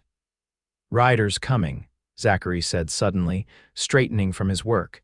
His hand moved instinctively toward the revolver he now wore constantly. Beatrice followed his gaze to the road, where a cloud of dust announced approaching visitors. As the riders drew closer, she recognized Eliza's copper hair gleaming in the sunlight, alongside Sheriff Tompkins and two of his deputies. "They're in a hurry," Beatrice observed, noting the fast pace of their approach. Zachary's expression turned grim. "Something's happened." They moved to the front of the house, waiting as the riders pulled to a stop in the yard. Eliza dismounted quickly, her face flushed with excitement. "They've arrested him," she announced without preamble. "Holloway is in custody." "What?" Zachary looked to Tompkins for confirmation. "On what charges?" The sheriff dismounted more slowly, his expression a mixture of satisfaction and wariness. "Federal marshals arrived from Helena this morning. They had warrants for Holloway's arrest on charges of land fraud, intimidation of government officials, and suspected involvement in the disappearance of a land office clerk last year." "Not for the fire or the kidnapping?" Beatrice asked, confused. "Those charges are still pending," Tompkins explained. "But the federal charges are more serious and have more evidence behind them. Turns out Holloway's been falsifying land records for years, claiming water rights that weren't legally his." "This is wonderful news," Beatrice said, looking to Zachary for his reaction. To her surprise, he didn't share her enthusiasm. "It's too neat," he said, frowning. "Holloway's been operating this way for years. Why would federal marshals suddenly appear now just when we're organizing against him?" Tompkins nodded, acknowledging the point. "I had the same thought. Press the marshal for details. Apparently, someone sent a comprehensive report to the territorial governor, complete with documentation of Holloway's land fraud. The governor had no choice but to act." "Someone," Zachary repeated. "Who, they wouldn't say," Tompkins replied, "but whoever it was knew exactly what evidence would be needed and where to find it."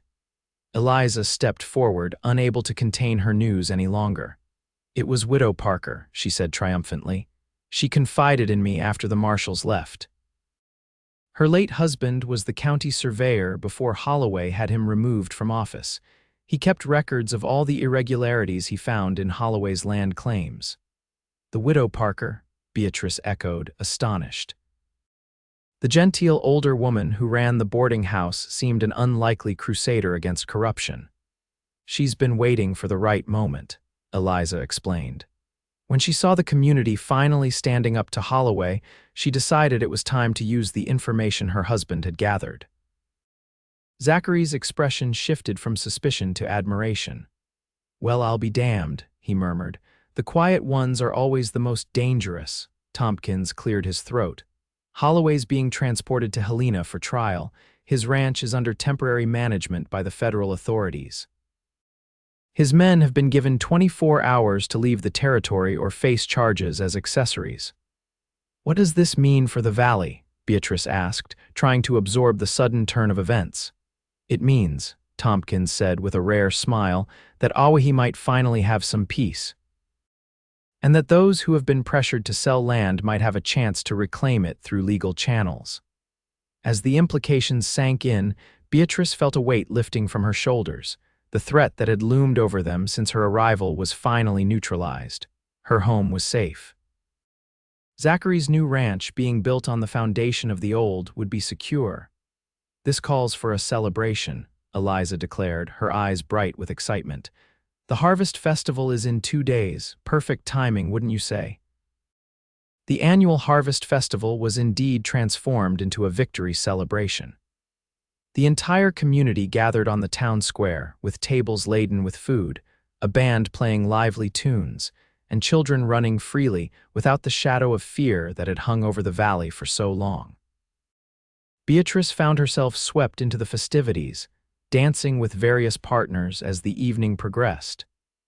Yet her eyes continually sought out Zachary, who moved among the townspeople, accepting congratulations and discussing plans for the future now that Holloway's threat was removed. He looked different tonight, more relaxed, the constant vigilance eased from his features. He had dressed with care in a clean shirt and new vest, his sandy hair neatly combed. When their gazes met across the square, he smiled, a warm, genuine expression that made Beatrice's heart skip. As the band struck up a waltz, he made his way toward her, weaving through the crowd with purpose. "May I have this dance, Mrs. Hughes?" he asked formally, offering his hand. Beatrice placed her hand in his. "You may, Mr. Dawson." He led her onto the makeshift dance floor, his arm encircling her waist with a gentle firmness that felt both protective and respectful. They moved together as if they'd danced 100 times before, finding a natural rhythm in the music and in each other. "You're smiling," Zachary observed as they turned. "It suits you." "I have reason to smile," Beatrice replied. "My home is safe, the community has come together, and Holloway is facing justice. It's more than I dared hope for when I first arrived. And yet you stayed," he said quietly. "Even when most would have fled, you chose to stand your ground." "I had help," she reminded him. "I wasn't alone." His arm tightened slightly around her waist. "No, you weren't, and you won't be unless that's what you choose." The music continued, but Beatrice barely heard it, focused as she was on the meaning behind Zachary's words. "What are you saying, Zachary?" He guided them toward the edge of the dance floor, away from the most crowded area. "I'm saying that I care for you, Beatrice Hughes. More than I thought possible after knowing someone so brief a time." His blue eyes held hers, earnest and unguarded. "I'm saying that when your grieving is done, when you're ready to think of a future beyond what you and James planned, I would like to be part of that future." Beatrice's heart pounded so loudly she was certain he must hear it. "Zachary, you don't need to answer now," he interrupted gently. "I know it's still soon, that you need time. I'm willing to wait, however long it takes." The music ended, but they remained standing close together, the world around them fading into the background. Beatrice thought of James, of the dreams they had shared and the love they had known. And she thought of Zachary, of his strength and kindness, his unwavering support through the darkest days. "I still hear James sometimes," she admitted softly. "When the wind blows through the fields or the house creaks at night, I hear his voice reminding me of our plans, our dreams." A shadow of resignation passed over Zachary's face, but before he could speak, Beatrice continued. "But lately, I find I'm listening for another voice too, one that speaks of possibility and new beginnings, one that makes me believe in a future I never expected to find." She met his gaze directly. "Your voice, Zachary," hope kindled in his eyes. "I'm not ready for promises yet," she told him honestly, "but I am ready for possibility, for a chance to see where this path might lead us." The smile that spread across his face was like sunshine breaking through clouds. "That's all I ask for," he said, his voice rough with emotion. "A chance." Around them, the festival continued, the community celebrating their victory over fear and intimidation. Yet in that moment, standing at the edge of the dance floor with Zachary's hand still holding hers, Beatrice felt they were celebrating something else as well, the tentative beginning of a new chapter in both their lives. As winter settled over Awahi, bringing snow that blanketed the valley in pristine white, life fell into a new rhythm. Beatrice's home was fully restored, with improvements that made it more comfortable and secure than before. Zachary's new ranch house rose on the foundation of the old, larger, and better designed to withstand the harsh Montana winters. The community remained vigilant, but as weeks passed with no sign of retaliation from Holloway's associates, tensions gradually eased.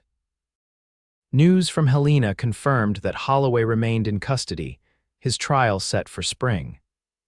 The evidence against him was substantial, with more former victims coming forward once they knew he could no longer threaten them. Beatrice spent much of the winter preparing for her first planting season. With Zachary's guidance, she ordered seeds, planned crop rotations, and studied agricultural journals borrowed from more experienced farmers. On clear days, they would walk her property together, discussing irrigation methods and soil preparation. Their relationship deepened gradually, built on mutual respect and shared experiences. Zachary was patient, never pushing for more than Beatrice was ready to give. They took supper together most evenings, sometimes at her home, sometimes at his nearly completed ranch house, with Eliza often joining them to provide propriety and pleasant company. One evening in late January, a particularly fierce blizzard descended on the valley. Zachary and Eliza had come to Beatrice's for supper, but as the storm intensified, it became clear they wouldn't be able to return home safely. "You'll have to stay the night," Beatrice insisted, peering out at the swirling snow that had already obscured the barn. "The road will be impassable until morning." Zachary hesitated, mindful of appearances even in such circumstances. "Folks might talk." "Folks will talk more if they find our frozen bodies in a snowdrift," Eliza pointed out practically. "Besides, Bea has 2 bedrooms. You can take the second one and I'll share with her." The matter decided, they settled in for the evening. Eliza helped Beatrice prepare the guest room for Zachary while he stoked the fire to keep the house warm through the night. Later, after Eliza had retired, Beatrice found Zachary still by the fire, staring thoughtfully into the flames. She joined him, settling into the chair opposite his. "You're troubled," she observed. "Is it the storm?" He shook his head. "Not the storm. Just thinking about everything that's happened since you arrived in Awahi." "It's been quite a journey," Beatrice agreed. "Not exactly the peaceful farming life James and I envisioned." Zachary's gaze remained on the fire. "Do you regret coming?" "No," she said without hesitation. "Despite everything, the fire, Holloway, all of it, I've found something here I never expected." "What's that?" he asked, finally looking at her. "A second chance," Beatrice replied softly, "at life, at happiness." The word hung between them, fragile and precious. Zachary leaned forward, his expression earnest. "Are you happy, Bea? Truly?" She considered the question, wanting to give an honest answer. "I'm finding my way back to happiness," she said finally. "It's different than before, quieter perhaps, with a deeper appreciation for what might have been lost." She met his gaze steadily. "You've been a large part of that journey, Zachary." He reached across the space between them, taking her hand in his. "I want to be more than just a part of the journey, Bea. I want to be the destination." The simple declaration took her breath away. For months they had been carefully circling this moment, both aware of the growing feelings between them but hesitant to name them directly. "Zachary," she began, her voice barely above a whisper, "I care for you more than I thought possible after James, but I'm afraid." "Of what?" he asked gently. "Of losing again, of opening my heart only to have it shattered." She looked down at their joined hands. "When James died, it felt like part of me died with him. I'm not sure I could survive that kind of loss again." Zachary rose from his chair, kneeling before her so they were at eye level. "I can't promise nothing will happen to me, Bea. Life out here is unpredictable, sometimes dangerous. But I can promise that every day we have together would be lived fully, with purpose and joy." His blue eyes were intense in the firelight. "Isn't that worth the risk?" Beatrice reached out, her fingers tracing the contours of his face, the strong jaw, the lines at the corners of his eyes that deepened when he smiled. This man, who had stood beside her through fire and fear, who had never wavered in his support or his growing affection. "Yes," she whispered. "It is worth the risk." Zachary's smile was radiant. He leaned forward, pausing just shy of her lips, giving her a chance to withdraw if she wished. Instead, Beatrice closed the distance between them, pressing her lips to his in a kiss that held all the promise of new beginnings. When they parted, Zachary kept his forehead pressed to hers, as if unwilling to create even that small distance. "I love you, Beatrice Hughes," he said simply. "Have almost since the day you arrived, standing so brave and determined on that broken-down porch." "And I love you, Zachary Dawson," she replied, the words feeling right, natural. "Though I fought against it for the longest time," he chuckled softly. "Stubborn woman." "You wouldn't have me any other way," she countered. "No," he agreed, stealing another quick kiss. "I wouldn't." They remained by the fire, talking softly of the future dreams and plans that now included each other. Outside, the blizzard howled, but within the small farmhouse, there was only warmth and the quiet joy of 2 hearts finding their way to each other across the wilderness of loss and new hope. Spring arrived with a riot of wildflowers spreading across the hills and valleys of Montana territory. Beatrice's first crop was planted, tiny green shoots already reaching toward the sun. Zachary's new ranch house was completed, larger and more comfortable than the original, with a wide porch that offered views of the distant mountains. News came from Helena that Victor Holloway had been convicted on multiple charges and sentenced to 15 years in the territorial prison. His vast holdings were being divided and sold, with preference given to those who could prove they had been forced or defrauded out of their land. The shadow that had hung over Awahi was finally, definitively lifted. On a perfect May morning, with the scent of sage and pine carried on a gentle breeze, Beatrice stood in the small church in town, Eliza adjusting the simple veil on her head. "You look beautiful," Eliza said, stepping back to admire the effect. Beatrice wore a dress of pale blue silk, not the traditional white of a first-time bride, but a color that suited her coloring and acknowledged her past while celebrating her future. "I'm nervous," Beatrice admitted, smoothing the skirt of her gown. "Is that strange, given everything we've already faced together?" Eliza smiled knowingly. "Not strange at all. This is a different kind of courage, the courage to love again, to build a life with someone new." She squeezed Beatrice's hands. "But if anyone deserves this happiness, it's you and Zach." A knock at the door announced Sheriff Tompkins, who had agreed to walk Beatrice down the aisle in the absence of any family. "Ready, Mrs. Hughes?" he asked, offering his arm. "Or should I say, soon to be Mrs. Dawson?" Beatrice took a deep breath, picturing Zachary waiting for her at the altar. "I'm ready," she said with quiet certainty. The church was filled with the people of Awahi, neighbors and friends who had supported them through trials and triumphs. As Beatrice walked down the aisle on Tompkins' arm, she saw only Zachary, standing tall and handsome in his best suit. His blue eyes fixed on her with such love it made her heart ache with joy. When she reached him, he took her hands in his touch steady and warm. "You are more beautiful than I deserve," he whispered, for her ears alone. "We deserve each other," she replied softly. "Every happiness, every challenge." The ceremony was simple but meaningful, with vows that acknowledged both their individual pasts and their shared future. When the minister pronounced them husband and wife, Zachary's kiss was gentle yet filled with promise, sealing their commitment before God and community. The celebration afterward was held on the town square, with tables groaning under the weight of food prepared by the women of Awahi. Music played, children danced, and the couple received congratulations and well wishes from everyone present. As evening approached, they slipped away from the festivities, riding together toward Zachary's, now their ranch. They had decided to make their home there, with Beatrice maintaining her farm for crops while Zachary focused on building his cattle herd. It was a partnership in every sense, combining their strengths and resources. The sunset painted the sky in shades of gold and crimson as they approached the ranch house. Zachary helped Beatrice down from her horse, then swept her into his arms to carry her across the threshold. "Welcome home, Mrs. Dawson," he said, setting her gently on her feet in the main room where a fire had been laid ready in the hearth. "Home," Beatrice repeated, looking around at the space they would share. It was a word that had lost its meaning when James died, when she'd found herself adrift in a world suddenly emptied of purpose. Yet here, now, with Zachary, she felt its power, returning home not as a place, but as the feeling of belonging, of being cherished and understood. Zachary moved to light the fire, then poured them each a small glass of whiskey from a bottle that had been a wedding gift from Sheriff Tompkins.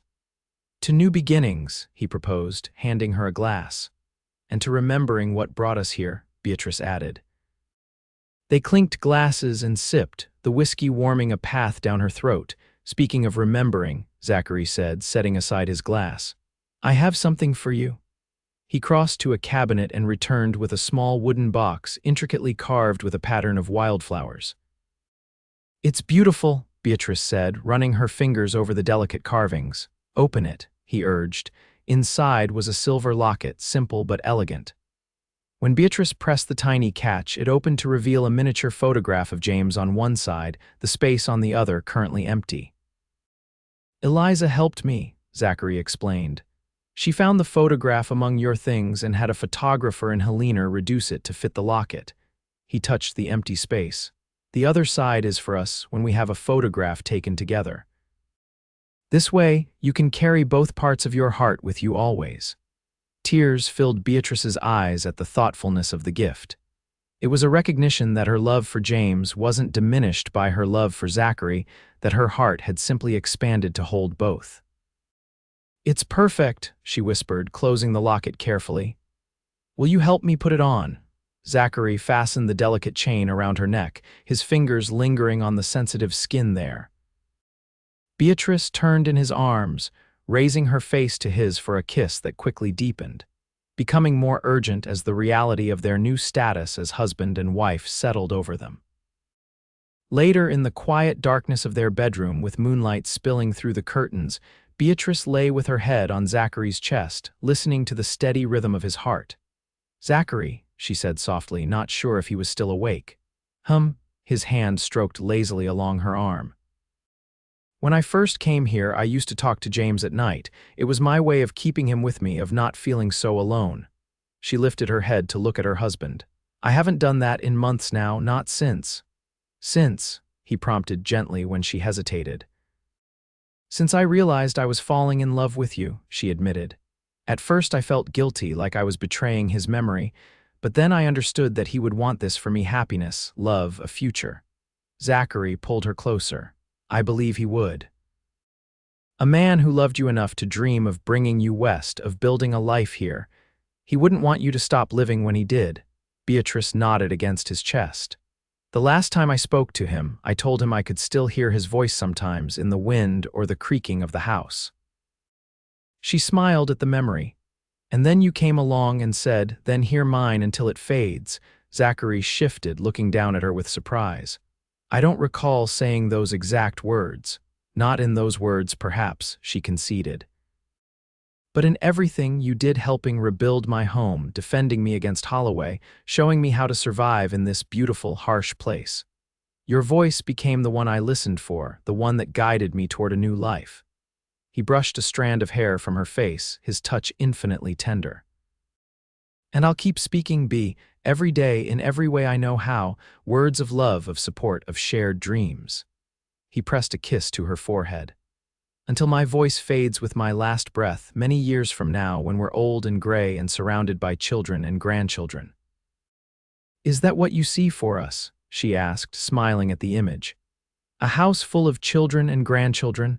"I see whatever makes you happy," he replied. "Whether that's a quiet life, just the two of us, or a home bursting with family, as long as we're together, the details matter less." Beatrice laid her head back on his chest, contentment washing over her like a warm tide. "I think I'd like children," she said softly. "Not right away, perhaps, but someday." "Someday," Zachary agreed, his voice already heavy with approaching sleep. "We have all the time in the world, B. All the time in the world." As Beatrice drifted toward sleep in her husband's arms, she thought she heard, very faintly, the sound of the wind picking up outside. But for the first time since James's death, she didn't strain to hear his voice in it. Instead, she focused on the steady breathing of the man beside her, the man whose voice had called her back from grief, whose love had given her the courage to begin again. And in that moment, with the past honored but no longer binding, Beatrice Dawson embraced her future with an open heart. Epilogue: 5 years later, the summer sun beat down on the rolling fields of the Dawson Ranch, now one of the most prosperous in the Awahi Valley. Golden wheat swayed in the breeze, and fat cattle grazed on the hillsides. The main house had been expanded to accommodate a growing family, with a new wing added just the previous year. On the wide front porch, Beatrice sat in a rocking chair, a small bundle cradled in her arms. At her feet, a 3-year-old boy with his father's blue eyes and sandy hair carefully arranged wooden blocks into increasingly precarious towers. "Mama, look," he exclaimed as he placed another block on top of his creation. "I see, James," Beatrice replied with a smile. "That's the tallest tower you've built yet." The baby in her arms stirred, tiny fists waving as she awoke from her nap. Barely 2 months old, little Rose had her mother's dark hair and fair complexion. Beatrice adjusted her position to nurse the infant, her movements practiced and confident after 2 children. The sound of hoofbeats drew her attention to the road, where Zachary appeared, returning from his daily inspection of the herd. He dismounted in one fluid motion, his movements as graceful as they had been when she first met him, though the years of hard work had added new lines to his face and silver threads to his hair at the temples. "Papa." James abandoned his blocks and ran to meet his father, who swept him up into a hug that sent the boy into peals of delighted laughter. "Have you been helping your mama while I was gone?" Zachary asked, carrying his son back to the porch. "I built towers," James reported seriously. "And I was quiet when Rose was sleeping." "Good man," Zachary approved, setting him down to return to his blocks. He climbed the porch steps and leaned down to kiss Beatrice, then gently stroked the downy head of his daughter. "And how are my girls today?" "Perfectly well," Beatrice assured him. "Though your son has declared his intention to become a cattle driver like Uncle Thomas when he grows up." Thomas, Eliza's new husband of 2 years, was Zachary's foreman and had recently taken young James on his first ride to check the herd. The boy had been talking of nothing else since. "Is that so?" Zachary grinned, settling into the chair beside Beatrice's. "Well, he could do worse, though I was hoping he might want to take over the farming side of things one day. He's 3, Beatrice reminded him with a laugh. Last week he wanted to be a bear." Zachary conceded the point with a chuckle, then sat back, surveying their domain with quiet satisfaction. "The south pasture is looking good, and the wheat will be ready for harvest in another few weeks." Beatrice followed his gaze, pride filling her at what they had accomplished together. From the ashes of burned homes and the shadow of Holloway's threats, they had built not just a successful ranch, but a true home, a place of safety and love for themselves and their children. "I had a letter from Sheriff Tompkins," she mentioned. "He's retiring at the end of the month. The town council is organizing a celebration to honor his service." "About time," Zachary remarked. "Man's been talking about retirement for years." He glanced at her. "Will you be up to attending, with Rose still so young?" "Of course," Beatrice assured him. "I wouldn't miss it. Besides, Eliza has already offered to help with the children." She adjusted Rose, who had finished nursing and now lay content in her mother's arms, blue eyes so like her father's gazing up in innocent wonder. "Mama," James called, his tower of blocks reaching an impressive height. "Come see." "In a moment, sweetheart," she promised. To Zachary, she added in a lower voice, "I received another letter as well, from the territorial governor's office." Zachary straightened, suddenly alert. "About Holloway," Beatrice nodded. "He's being released next month. Good behavior, they say." A muscle twitched in Zachary's jaw. 5 years instead of 15. Hardly seems just. He's a broken man, according to the letter. His health is poor, his fortune gone. Beatrice reached over to touch her husband's hand. "He can't hurt us anymore, Zach." Zachary interlaced his fingers with hers, his expression softening. "I know, it's just, I remember how close we came to losing everything, how close I came to losing you before I'd even truly found you." "But you didn't lose me," Beatrice reminded him gently. "We won. Not just against Holloway, but against fear and doubt, against the past that might have kept us apart." He raised their joined hands to his lips, pressing a kiss to her knuckles. "You're right, as usual." His blue eyes, still as captivating as the day they'd met, held hers with unwavering love. "We have everything that matters right here." "Papa, come play," James called, impatient with adult conversation. "Duty calls," Zachary said with a smile, releasing Beatrice's hand and moving to join their son on the porch floor. Beatrice watched them together, her heart full to bursting with contentment. The silver locket Zachary had given her on their wedding night hung around her neck, containing now not only James's picture, but also a photograph of Zachary holding newborn James Jr., his expression one of awe and adoration. The past and present, grief and joy, all carried close to her heart, not in conflict but in harmony. Each had its place, each had shaped her into the woman she was now: wife, mother, farmer, survivor. A breeze stirred the wind chimes hanging from the porch eaves, creating a sweet, melodic sound that carried across the yard. For a moment, Beatrice closed her eyes, listening, Once, she had strained to hear her first husband's voice in such sounds, desperate for connection to what she had lost. Now she heard only the music of the present Zachary's deep laugh as a block tower collapsed, James's delighted giggle, Rose's contented sigh against her breast. These were the voices that filled her world now, real and vibrant and alive. These were the voices she would hear until they faded, many years in the future, when time had granted them the full measure of the life they were building together. And it was enough. More than enough. It was everything.